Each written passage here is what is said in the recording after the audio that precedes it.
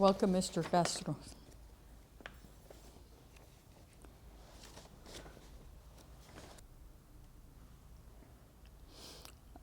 Good afternoon. My name is Cheryl Brownstein-Santiago. Today is January 7th, 2011. I am in East Los Angeles, California at the Hazard Park Armory, and I am interviewing Mr. Castro. I'm sorry, I'm looking for your first name. Ramiro. Ramiro Castro. I'm so sorry. I'm interviewing Mr. Ramiro Castro, who is a World War II veteran, and he is here today with his son Raymond Castro and Raymond's two daughters, Sara and Rebecca. I'd like to please know that if there are topics you don't wish to discuss, you will not have to discuss them. Also, if there is something you wish to discuss, we want to hear you. If at any point you wish to stop the camera to get a drink or use the facilities, please let us know. As we said earlier, your interview will be housed at the Nettie Lee Benson Library at the University of Texas at Austin campus. So let's begin. Let's start with your experience before World War II. What were you doing when World War II broke out? When World War II started, when Pearl Harbor happened? Well, when World War II, I was, let me see.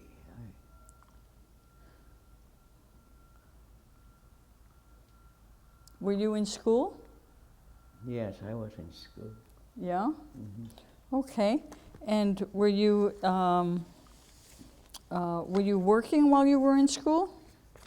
Yes, as an electrician. As an electrician? Okay, very well. And how was it that you wound up going into military service? When I went in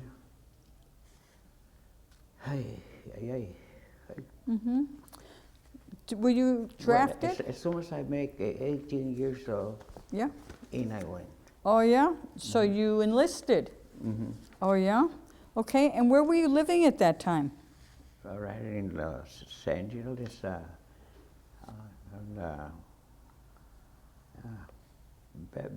Belvedere. I was in. You were living in East Los Angeles? Yes. Okay, very good. And when you were working as an electrician, was that for a family firm? My father was an electrician. For that we pick it up ourselves too. I see. And did your father have his own company, or did he just? Yeah. Okay, very good. That was Castro Electric. And then once you enlisted, what branch of the service did you go into? Army and as an electrician too. Okay, so you worked with an engineers division? Yes. Oh, was that? I was with 104 engineers. Was that infantry? Combat. Or was that artillery, or No. what? We were combat at the same time. Yes, but So what did you help to fix? Were you helping electrical systems on? Part of, because mostly it was when our landings were, I was a flamethrower. Oh, really? So you weren't fixing things, you were a flamethrower when you first landed? Yeah. And that was, where you first landed was in the Aleutian Islands? Yeah. You were Kiska. Pardon me? Kiska? You were a flamethrower during the battle in Kiska? And why were you flamethrowing? To burn brush? No. Pool boxes where the Japanese were. Burn them up. Oh, okay. So you were pointing the flamethrower at the pillboxes where Japanese snipers and I see, and probably machine gunners were? Yeah. Yeah? Okay. And that's kind of a hazardous thing to do, I take it.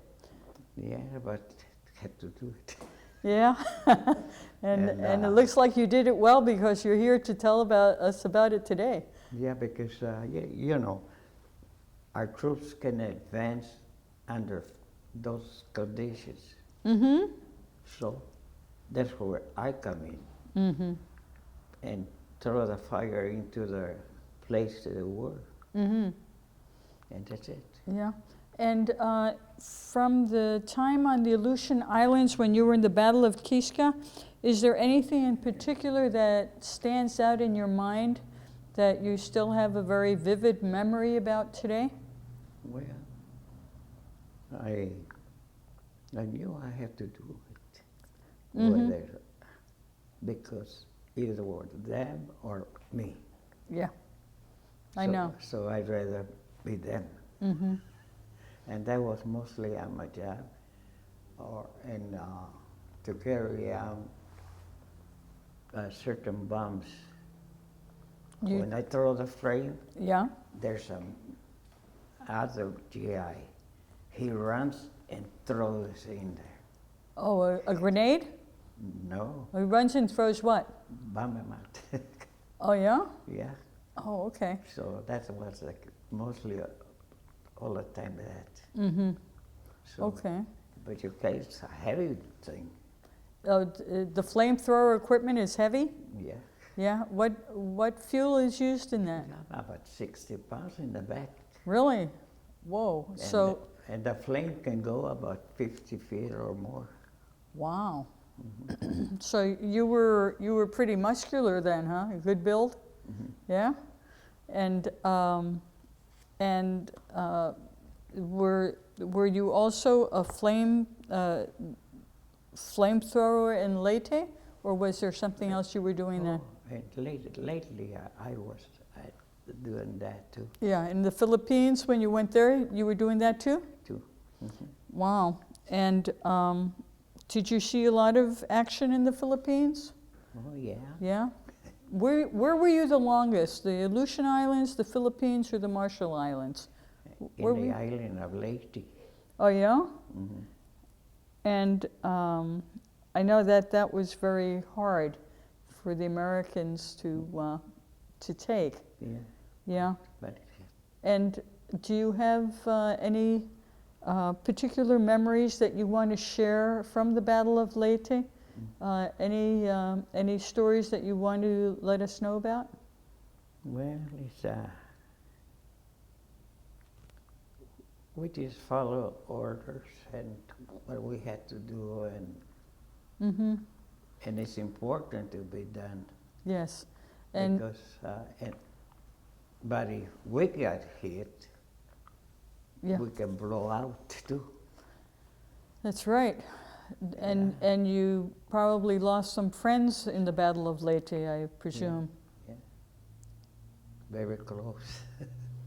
Yeah, very close friends? Yeah, and it was something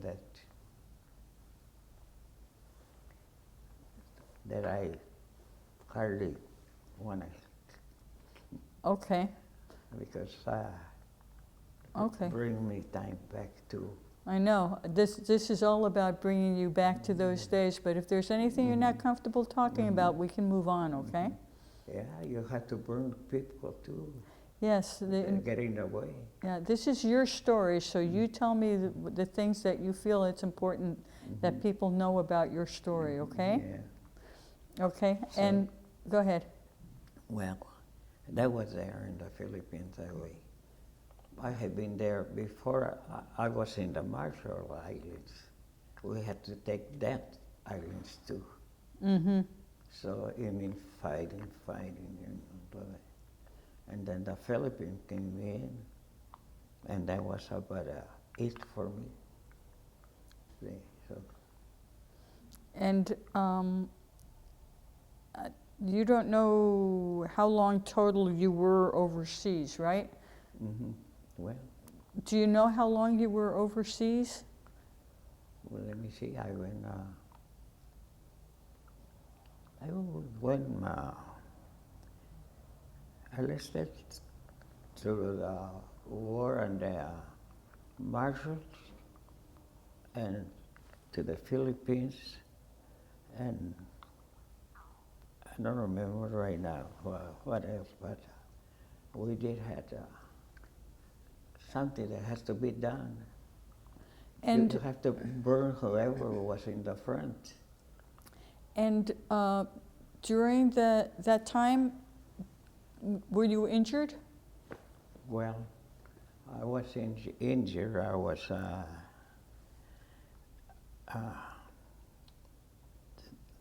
I was hit on, by one of the guys who was the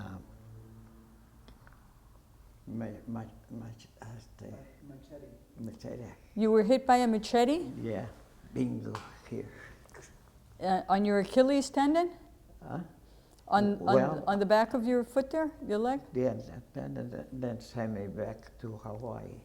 Oh yeah? Yeah, and from there, I continued until I got out. How long were you away from the battle? Well, we had already taken, on the Aleutian Islands, we had taken care of that already. Mm-hmm. Now we were going south. Mm-hmm. And who hit you with the machete? Some guy that was too close to me. Oh, it was a friendly, okay, it was, Yeah. It was an American soldier who was whacking a machete and got too close? Too close. Oh, and I see.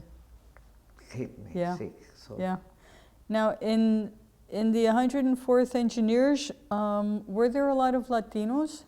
Pardon me? Were there Hispanics in the 104th Engineers, Mexican Americans? No. Did you know other Latinos? Oh, see, there were quite a bit. There were quite a few in the Army with you? Mm-hmm. Okay. And were Latinos, in your experience, through your training and your basic training, your subsequent training, and in combat, do you feel that you and your fellow Latinos were treated any differently than No. other soldiers? No. Okay. Now tell me something. You were speaking to me before about General MacArthur. Oh, yeah. Did you meet General MacArthur? Very close. Okay, and how was it that you came to know General MacArthur? A great guy. Yeah, how come? How do you know he was a great guy? Well, when they stop and talk to you for time. 4 times he talked to you? No, you know. Oh, 4 a time. Yeah. Okay, I'm sorry. Yeah. Yeah. We were talking. Yeah. And he would say, well, we do it this way. I'm sure we can take them. Mm-hmm. And things like that. Yeah. So, And how was it that you got to meet him? well, I was under his. Command, I know. But how was it that you actually got to meet him? Because there were a lot of soldiers under his command. In the battle. In the battle? You were near him in the battle? Mm-hmm. And what did General MacArthur say to you? Do you remember? Well, he wouldn't talk much, but would listen or something like that. Mm-hmm. So, Mm-hmm. give us hope that we will come all right. Mm-hmm. Things like that. Yeah, He was well liked. yeah. That's good. Mm-hmm. And is there anything else you remember about your meeting with General MacArthur? Well, Anything else that impressed you? Mm-hmm. Mm-hmm. Well, I'll tell you that much. One of the times the Japanese came down, firing down, and everybody was falling down to them. And that was me and my friend with MacArthur. We were the only ones that were standing during the firing of the enemy. Hmm? And some of the officers banged to the ground, but we three stood with him. I see. And he wasn't about to duck and cover, huh? Yeah. And then he said, all of you officers hit the ground, but that was MacArthur talking to us. That is the difference. Yeah. We were paying attention to him and him to us. Yeah.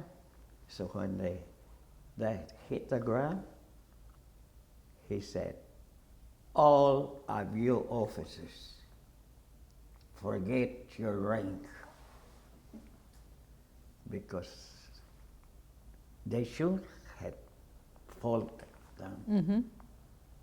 But they did, but we were standing with him. Very good. That's one of the most things that I never forget.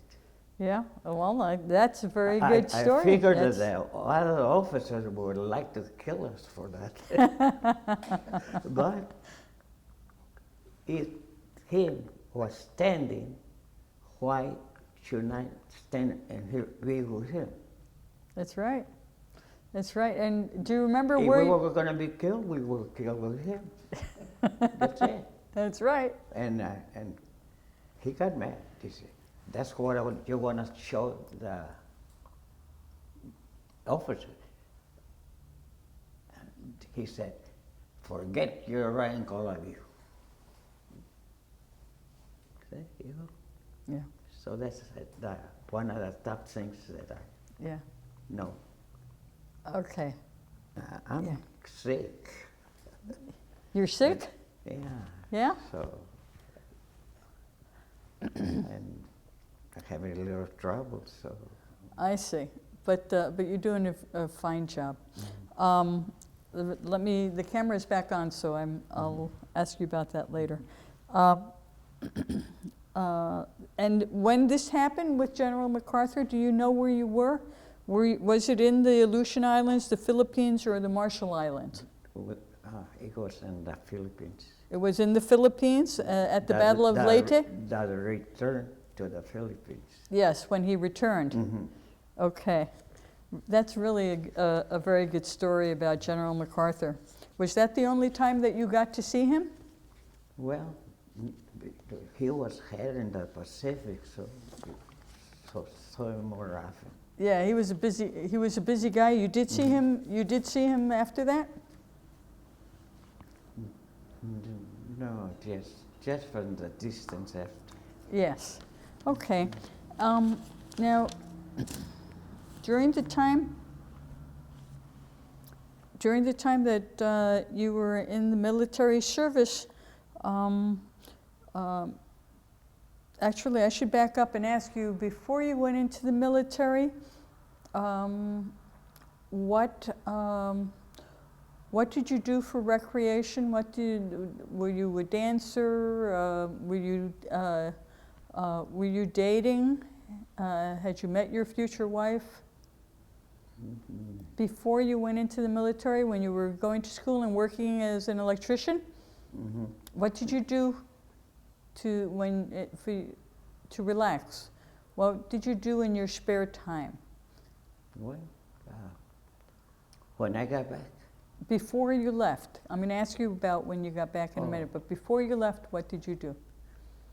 What did you like to do? Did you have hobbies? Well, Were you in sports? I didn't do much or something like that. Yeah? But Were you in a high school band? no. Anything like that? No? No. Okay. And Had you already met your wife before you were drafted? I knew my wife since grammar school. Oh, yeah? Okay, and you were dating in high school? Yeah.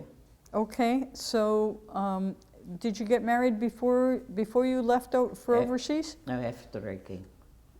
Right after you came back? Oh, very good. And during the time that you were overseas, did you hear from your wife and other members of your family? Yeah. And would you get letters and care packages? What happened? Something like that. Something like that? Mm-hmm. Do you remember receiving letters from your actually your fiancée, I guess, your girlfriend? Yeah. And did they come in big packages, or you got them one at a No. time? Package or whatever. Mm-hmm. And did your mother or your siblings, your sisters, also send things? Yeah. Mm-hmm. Okay. And do you remember anything about that? Was that special to you when you got letters from home? Well, letters are something important for the GIs. Mm-hmm. Okay. And did you get packages also? Yeah. And Some sent it. Some. what did you look forward to receiving? Well, they were very delicate what they sent because it's strict. Mm-hmm. Yeah, so. Mm-hmm. Hey. But do you remember anything that you particularly enjoyed receiving? Well, everybody there would show what they got, like that. Yeah. That's hearing from the families is something important for our GI. Mm-hmm. And is there anything particular you remember having received, or not really? Hmm? Is there anything in particular that you remember receiving that you have? Well, something that they were still very particular what you get. Mm-hmm. So, I know there were a lot of things that they couldn't send Yeah, through so- the military mhm. postal service. And then when you got out of the military, Mhm. you came back to Los Angeles? Mhm. Okay, and you got out of the military at what rank? Do you remember what rank you were? Were you? No, I didn't go high in rank. Okay, so you came out as a private? Private, yeah. Okay, and you came out and then you proposed to your future wife, or did she already know that you were getting married? No, we know we went to grammar school, you can figure that. Okay, so she already knew you were getting married. Okay, so tell me a little bit about what happened once you got out of the service. What happened in your life? Well, not very much, but when I got out, that's when I got married. You got married and you went back to work for your father's electrician Yeah. company? Mhm. And where did you live with your new wife? In LA. In LA? Did you get a house, or were you living with one parent or another? Yeah, everything works. Yeah, everything worked out. I'm my favorite though. And what did you and your wife do when you weren't working for recreation? What did you have hobbies?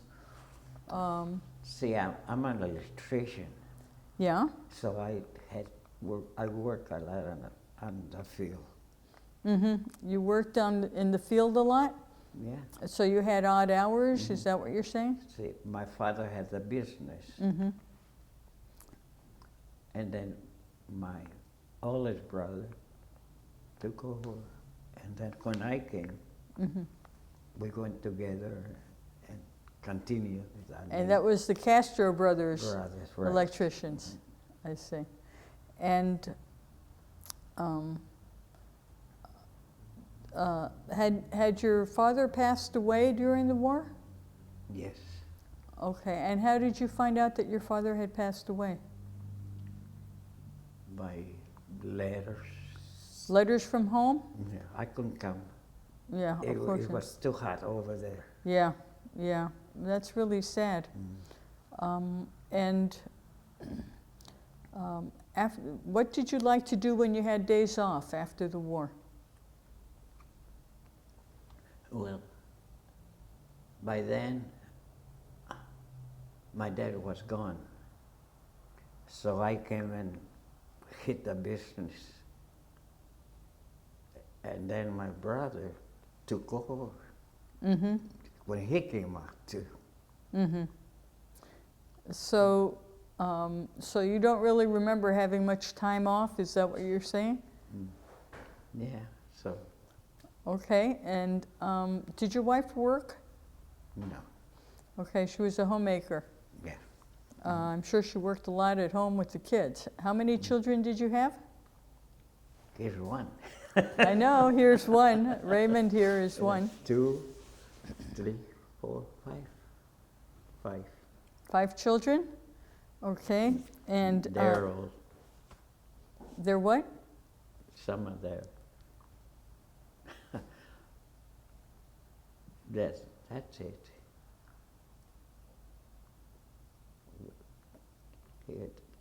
There's another boy. Yes? And, 3. 3 boys. 3 boys. One in Hawaii, 2 in Los Angeles. Yeah. One in Hawaii too. Very good. Lives up there. So you had 4 boys and a girl? Yeah. Oh, there you go. 3 boys, 2 girls. Oh, 3 boys, 2 girls, I see. And how do you feel today when you see the young people volunteering to go into the military to fight in Iraq and Afghanistan? How does that make you feel when you see young Americans going off to another war? You can place that in your mind right away. Well, you tell me, how does it feel? I hate to see it, but somebody has to go. That's all I see. Okay. Nobody would like to go to war, but the country needs you, and you must go. And what advice would you give them? Well, to obey. Pardon me? To obey and go. To obey and go? If I went, they should go too. Okay, very good. Did any of your sons or your daughters serve in the military? Yeah. They have gone to this military service too. Yes. And Oh. they, Yeah. All. The eldest, his junior, Ramiro, was Vietnam, 13 Yeah. months active duty. Okay. One of your sons served in Vietnam, 15 months in active duty. And the second one, who was ROTC at Roosevelt High School, he wasn't drafted. The first one was drafted. He volunteered, but he missed action right at the end. He was on the boat. Oh, and the wow. war ended. Okay, that first one was drafted into the military, and the second son, a second son volunteered to go into the military and just barely missed action in Vietnam. The Vietnam War ended just as he was getting ready to be shipped out. Right, he was a paratrooper. He was a paratrooper? Adventurous Okay. one. Wow. Second airborne. I see. And how many grandchildren do you have?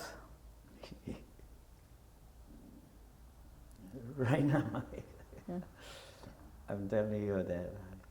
Yeah. Yes. That's all right. You don't have to remember. It's 10? Okay. And you love every one of them, right? Yes. There you go. And looking back on your military experience, is there anything else you want to tell me about in terms of the things that you saw, the things that you did, things that people should know about you? Well, sometimes you get to talk, and the, because it comes to your mind, it doesn't go away. Mm-hmm. What you were doing, what was happening, and it comes to your mind. So when they are gone, I got worried because they were going now, my son. I'm sure that Because must I have worried knew you. what it was. Mm-hmm. And when it comes to your mind, what do you do these days? Well, hardly anything. Mm-hmm. I believe that they should go to serve your country. Mm-hmm. Okay. And is there anything else about your service to the country that you wanted to tell us? Well,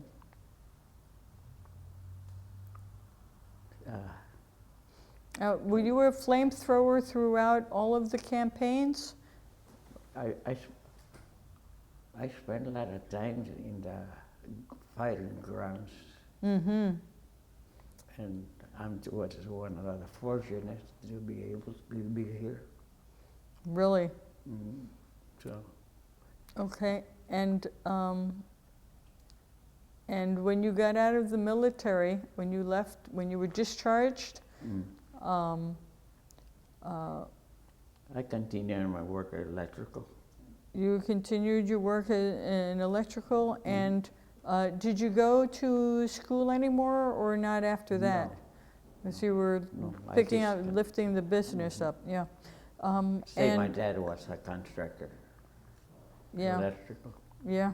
and then the boys took over like that. And what and as an electrical contractor yourself, did you work on big projects here in Los Angeles? Yeah, in Los Angeles. Yeah. Mm-hmm. Did you work on anything that I would recognize?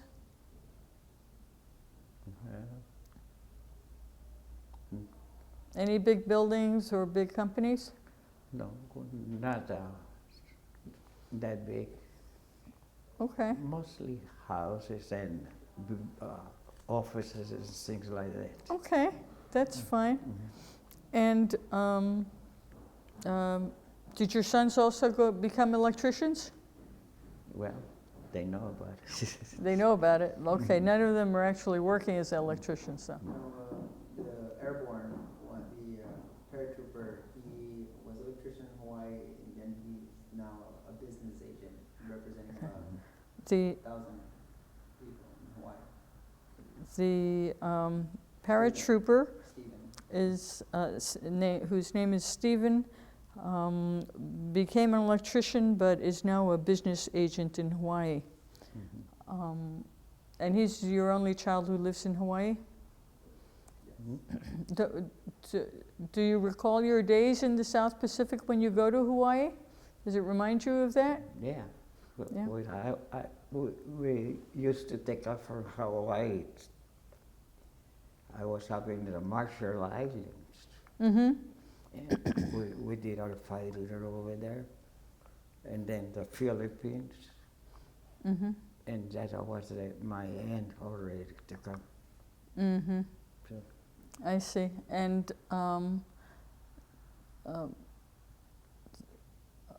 when you got out of the Army, was there anything that you particularly wanted to do besides marry your wife, in terms of things that you wanted to eat or drink, or a car that you wanted to buy, or what were your ambitions when you came out of the military service after World War II and you managed to get through it all? we continue on an electrical business. Yeah, but what dreams did you have for your future?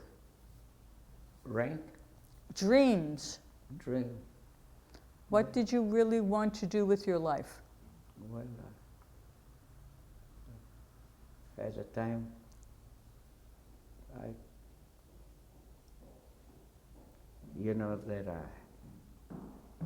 my wife and me were in grammar school.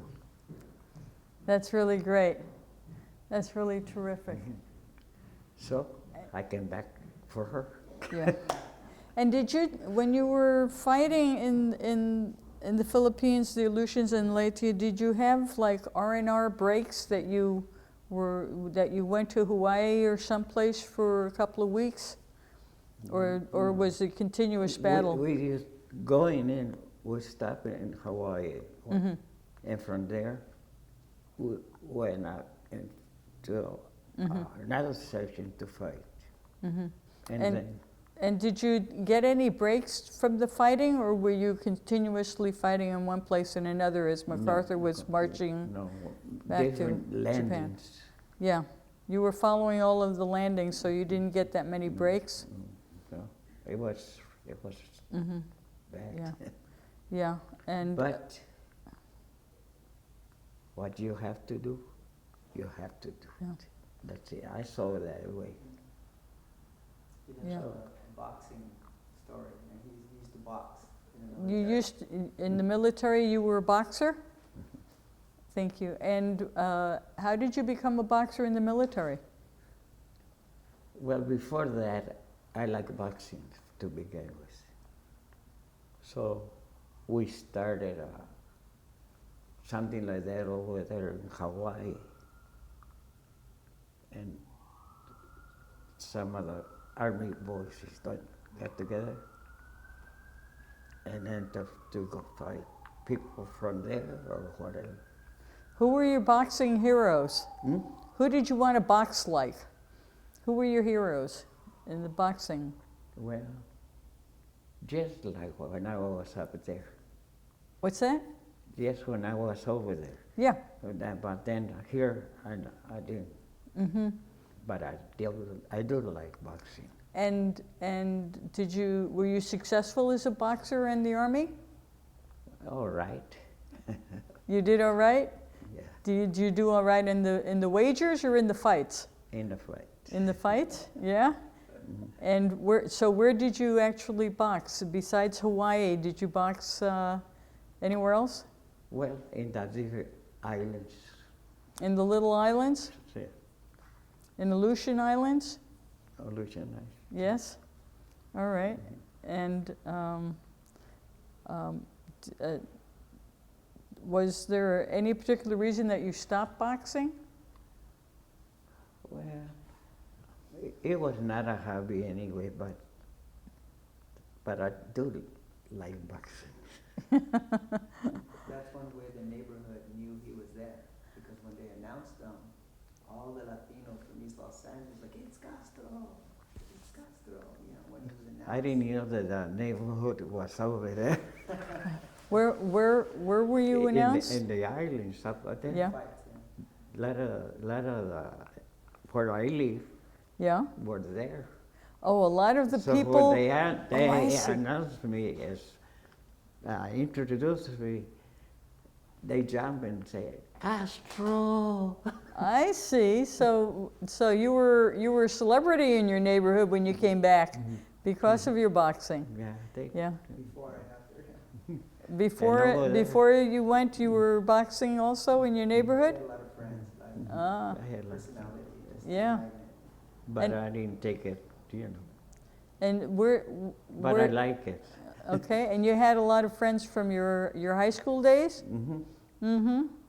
I didn't know that the neighborhood was over there. Your whole neighborhood was over there in the Philippines and the Yeah. Aleutian Islands and the Marshall Islands. Huh? So Yeah. when they announced me, ooh, Castro. That's very So good. that, you know, that makes happy, Mm-hmm. knowing that Mm-hmm. that neighborhood is there. That's very good. Yeah, so that's what. And do you still live in your old neighborhood, or do you live? Around that same location. Yeah. Same. Okay. And is there do you have anything that you would really like to do that you haven't already done in your life?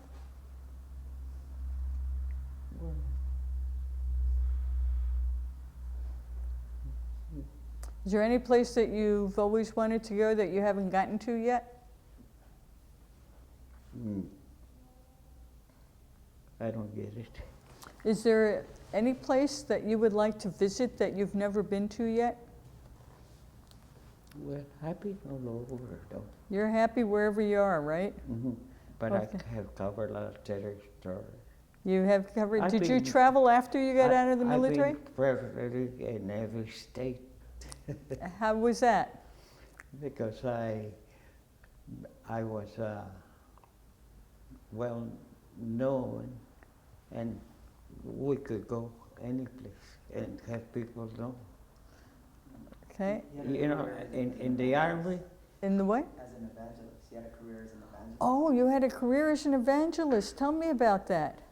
yeah. And so, wait a minute, when did you begin your career as an After- evangelist? Thank you. After I came, that's when I got involved, Mm-hmm, and I took it.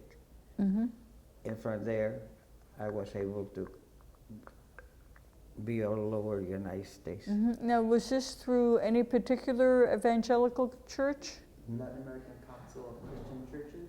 The Latin American Council of Christian Churches, and were you an officer in that group I was or a preacher? evangelist. Evangelist. yeah. An He evangelist. led a youth movement, and then he became the evangelist because he was drawing like thousands of people from East LA to his revivals. He led a youth movement within that organization, and then he became an evangelist himself, and he used to have revivals in East LA that would draw many people. And in what year was that, more or less? What period? Mid-50s.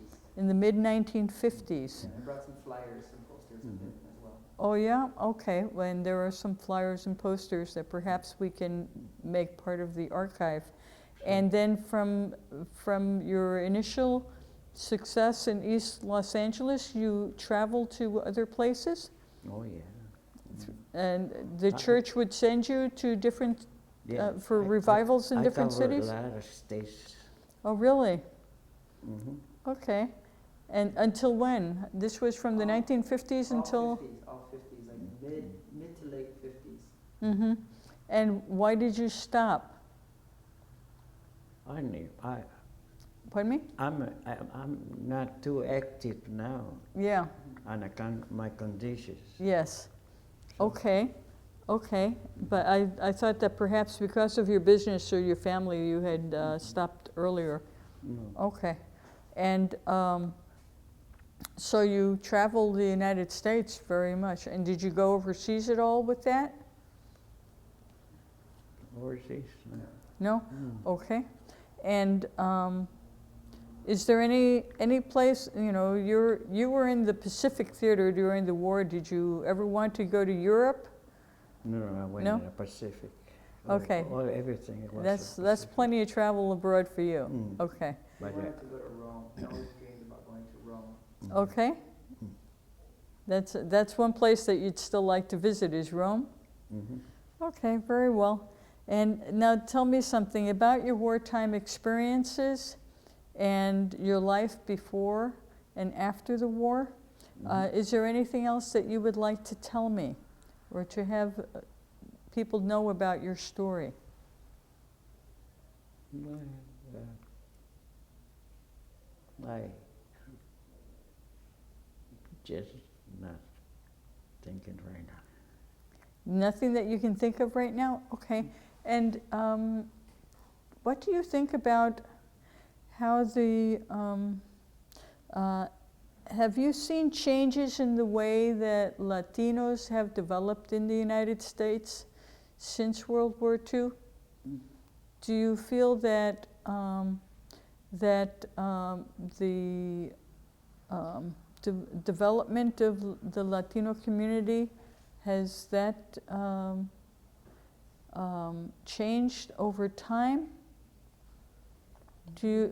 I don't know if you felt that Latinos were ever treated any differently. Yeah. Well, after the war, I saw that they were more close than before. Who was more close?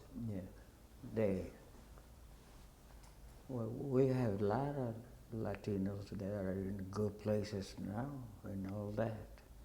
Latinos have gotten ahead, Yeah, yes. Okay, and did being in World War II change your life? Well, to a certain point. How? Yeah, because what I was seeing before here and what took place when I was overseas all the time, when things like that, I thought that,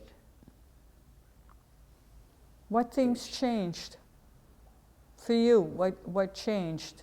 How did it change your life? well, let me change it. I went to some revival and I was listening to what's going on and all that. And somehow I felt that something could be done. That things could be made better? Mm-hmm. Okay, and how do you feel that they were made better? Well, it's good when you're seeing results, know how it was before, improvements, all that can come here. And from there, it's up to you to think. Mm-hmm. Okay. Okay. Very well. I think that pretty much covers what we wanted to cover today. Mm-hmm. I'll turn the camera off.